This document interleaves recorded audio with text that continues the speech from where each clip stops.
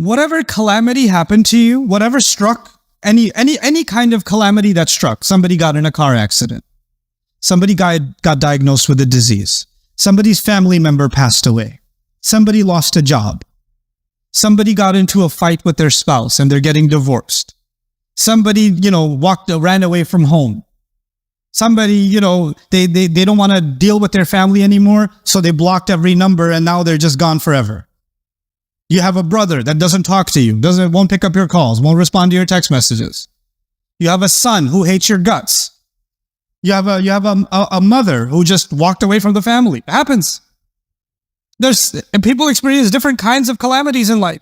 مَا أَصَابَ مِن مُصِيبَةٍ إِلَّا بِإِذْنِ. The first thing Allah says, nothing struck anyone ever except that Allah allowed that to happen. Number one. But then the question is, why did Allah allow something so terrible to happen? Why would that happen? And Allah says sometimes in this ayah, there are many ayat on this, but this ayah, Allah teaches us a powerful lesson. He says, وَمَن يُؤْمِن بِاللَّهِ يَهْدِ قَلْبَهُ. Whoever truly has faith in Allah, Allah will guide that person's heart. Allah will guide their heart. And what is Allah saying?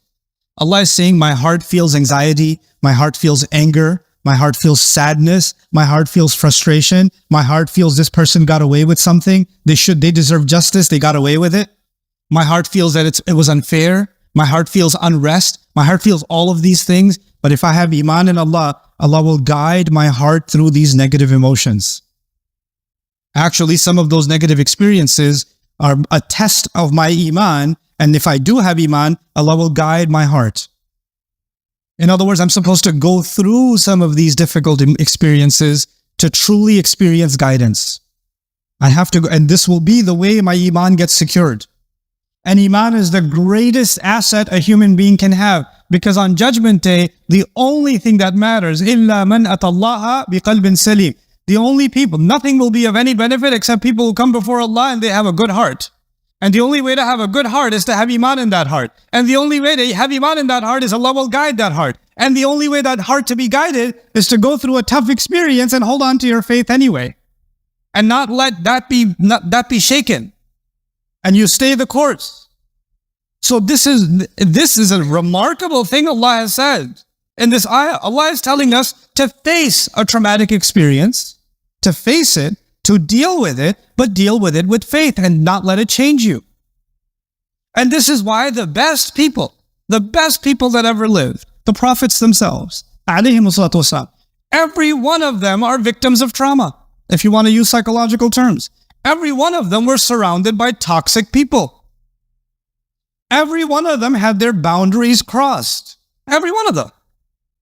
Every last one of them had to experience narcissism. Isn't it? Didn't Ibrahim alayhi salam have a toxic father? Didn't Yusuf alayhi salam have narcissistic brothers? Didn't they? Isn't he a victim of family abuse? Wasn't he being gaslit when he was being called a thief? Isn't this what was happening to them? So they could take all of that, listen to all of that, and those experiences, and then for the rest of their life, they can say, I know all these fathers, they're toxic. I know I need to draw a healthy boundary between me and them, and etc. Even Ibrahim alayhi salam, when he's being expelled from his own home, he turns back to his father and he uses Ya Abati. He turns, my beloved father, Ata'tu fidil al-hub. He turns to his father and says, Dad, I still love you. You may not be good to me, but that doesn't mean I will no longer be good to you. And I'll still pray for you to be forgiven. La astaghfirannaka. I'll pray for you still. Because maybe Allah will turn your heart. I can't do anything about it. I have to leave now. That's okay. But I still care about you. He doesn't say, you know what? You are a narcissist. You are a toxic person. I'm glad now there's a distance between us. I need to keep you away from my own personal healing. This is not his attitude. This is not his approach. What we have done is we have created, and these judgments, these labels, they are against the fundamental teachings of our deen. And I'll leave you one last, especially within our families. Okay, you could have an argument between husband and wife. Happens. Okay, don't raise your hand. But if you have an argument, husband and wife, and one of you says, you're such an abuser. You're such a gaslighter. Instead of, what does the deen tell us to say? وَقُلْ لِعِبَادِي يَقُولُ الَّتِي هِيَ أَحْسَنُ إِنَّ الشَّيْطَانَ يَنزَغُ بَيْنَكُمْ. Allah says that tell my servants, say something that is better and more beautiful. Because shaitan will try to cause friction between you, chaos between you, discord between you. There's an argument happening and you hear something painful. You could respond with something that will make things worse. You can also respond with something that can change the direction of the conversation towards something better. Allah is not telling you to walk away from the conversation. Allah is telling you to deal with the conversation.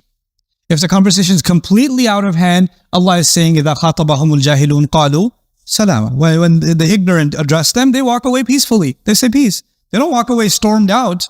They walk away peacefully. But in this ayah in Surah Al-Taghabun, I learned something I was fascinated by. Being a student of psychology, I was fascinated by it. يَا أَيُّهَا الَّذِينَ آمَنُوا إِنَّ مِنْ أَزْوَاجِكُمْ وَأَوْلَادِكُمْ عَدُوًّا لَكُمْ.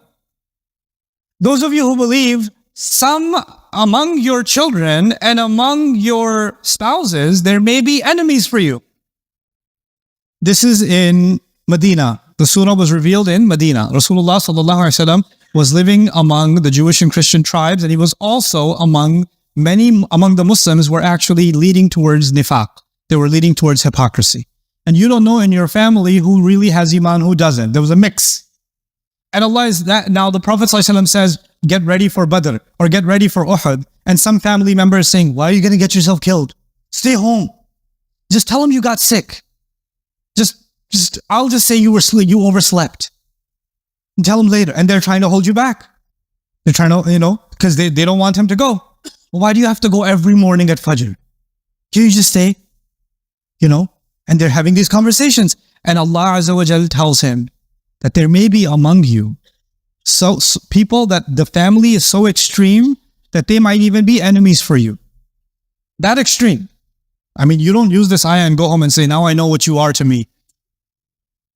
إِنَّ مِنْ أَزْوَاجِكُمْ وَأَوْلَادِكُمْ عَدُوًّا لَكُمْ. No, it's not. This is an extreme case. These are extreme cases. The word adu is not used lightly in the Quran. Okay, but this is the extreme case. Fine, an extreme case can exist. An extreme case where your own spouse and your own children, according to Allah, are what? An enemy. What do you do in the extreme case? Well, what you do from the pop psychology perspective, the Instagram psychologist can tell you what you do in such extreme cases is you draw some boundaries and you walk away and you heal yourself and you declare them abusers and all this stuff.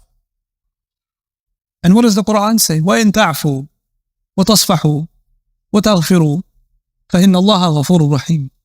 Okay, and if you can forgive, if you can overlook, you can cover their mistakes. Okay, at one point they became really aggressive, but now they're really sorry about that. Don't bring it up again. Tasfahu. Safaha means to turn the page, from safha. Turn the page. You know what that means? I remember what you did last year. You remember? I still remember those words. Do you remember what you said? That's not tasfahu. I'm still traumatized about that. Let me repeat it again as if it happened right. I didn't say it again. No, but it still hurts me though. I'm still traumatized. Therefore, I need to do dhikr of that all the time.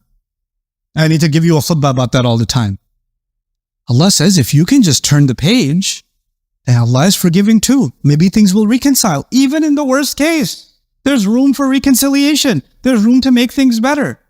But if the hearts are not, if you're too absorbed in yourself, you're not going to look for a solution. The only thing that you want to serve is your wishes. And so this is the last thing I will share with you. The direction that psychology is going in now, pop psychology, reminds me of the ayah of Surah Al-Jathiyah. أَرَأَيْتَ مَنِ اتَّخَذَ إِلَهَهُ هَوَاهُ وَأَضَلَّهُ اللَّهُ عَلَى عِلْمٍ. Did you see someone who takes their feeling, their empty feeling, and they turn it into their God? Their God has become their feeling. And Allah allows this person to be misguided, even though they have knowledge. Ala ilm. They can know. They can be a PhD. They can be a doctor. They can be a professional. But they are being led by their emotions. And they give themselves a new diagnosis and give themselves other people a diagnosis depending on how they make them feel. Today you're a narcissist, tomorrow you're an abuser, the next day you're a toxic person, the next day you're this, the next day you're depressed, the next day you're, you have attachment issues. You just throw out these diagnoses, label people. أضله الله على علم وختم على سمعه وجعل, so Allah says, and this kind of a person, Allah will put a ceiling on their hearing. You know what that means? That means it doesn't matter if you try to reason with them. You cannot reason with people who live by emotions. Many of you have experienced this. When people are living by their emotions, if you're trying to be logical, it's like talking to a wall. But I feel. The feeling is, that's the God. ختم على سمعه وجعل على قلبه غشاوة. And Allah places a cover over their hearts. وَمَن يَهْدِيهِ مِن بَعْدِ اللَّهِ. Who's going to guide them after Allah? That ayah, that last part of that ayah, who will guide them after Allah? You know what that means? They replaced Allah with their own feelings. That's why there's no more guidance for them. Because their ilah is actually Allah, but their ilah became their hawa. So Allah says, فَمَن يَهْدِيهِ مِن بَعْدِ اللَّهِ. Who's going to guide them after Allah? After they remove Allah from their hearts, what guidance can they have?